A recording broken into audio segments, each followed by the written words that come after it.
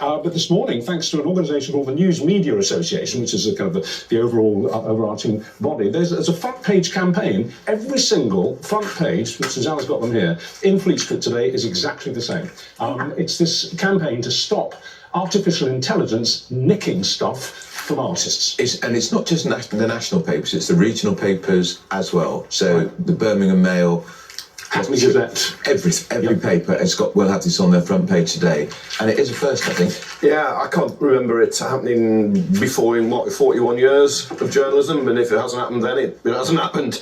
But because it's not artificial intelligence itself, it's the companies behind artificial intelligence which are going to make money out of it, and they're going to just suck up everything that has been creative throughout history and then monetize it for themselves with all the artists, the brains, whether you're an author, making films, music, journalism, whatever it is, they're just going to rip us off. Under this exemption, under copyright law, everybody else is still bound by copyright law, but artificial intelligence, the suggestion is, shouldn't be. And this is because this government is going too far to try and help companies like Meta, the big internet giants. We think now there's a puff of smoke potentially they're going to back down this, because it's everybody. It's from everyone from Elton John to the Gloucestershire Echo to Kate Bush is saying you can't do this. So let's have an example. So for instance, would it be that the big tech companies would scrape everything you've ever written, Kevin, and then they would say, right, I want to, you'd put into your AI generator, I want an article written by Kevin Maguire on what it's really like to be behind the scenes at Good Morning Britain. Yeah. And it would just generate an entire article, perhaps with made up quotes from people here. There is, sort of generating a completely fabricated story, but in the style. And you would have no power over what was written. No, that's right. But it would be your style, so people would be convinced it was you. Because I know journalists who use AI in their work say it makes up quotes. It named quote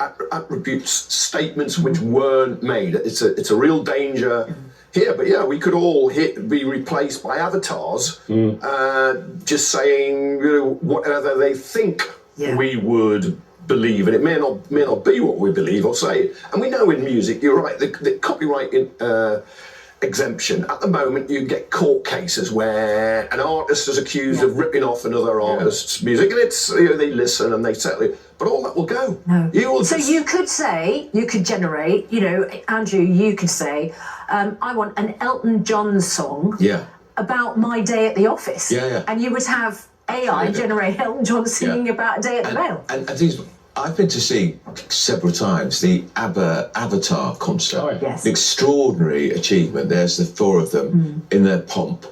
We think it's brilliant, but is this going to ultimately take out? Am I soon going to be in this studio with Susanna Reid and Richard Madeley, the avatars? That's where this is ultimately going. There's a website called Notebook where you can feed information in. We actually experimented with this a few weeks ago, just off air, just to see what it was like. We put in a brief. Every night we get briefs for all the guests you're going to be talking to. So we put all the information of the brief into the system. Back came a radio program based on that brief that was utterly convincing, with two completely artificially created presenters chatting with each other, riffing with each other about the questions they were going to ask this guest later on. Oh, and did you know that so-and-so? Yeah, well, apparently he's on his third divorce. And it sounded totally believable. And I said to you, we're over. And in about 5 years' time, there will be a channel which has got an artificially generated breakfast show with basically robots presenting it. Unbelievable. But some people might like it. And they might absolutely prefer it. I might watch it myself. But nevertheless, like the Elton John, produce an Elton John song about the cuts in bin collections in Bristol. You might think it's quite fun having what Elton John might sing about that. But if you're going to do that and you're going to use all Elton John's creativity, these companies should be paying Elton John. They should be paying him. Well, they should get permission and they should pay. Exactly. You can't just rip everybody off. It will kill aspiring talent. That's the point. I mean, Elton John's okay because he's made lots of money, but rising talent will just be But you're That saying, counts. and I'm reading this in the papers this morning, partly as a result of this coordinated campaign in every single newspaper in the UK and in many other areas as well, that it's likely the government's going to back I down. think they're going to have to. Yeah. I'd be horrible. I mean, But what can the problem is? Yeah. What can governments do when big tech Yeah. gets so big Well, that it goes beyond regulation? the last government was useless at it. Didn't take them on.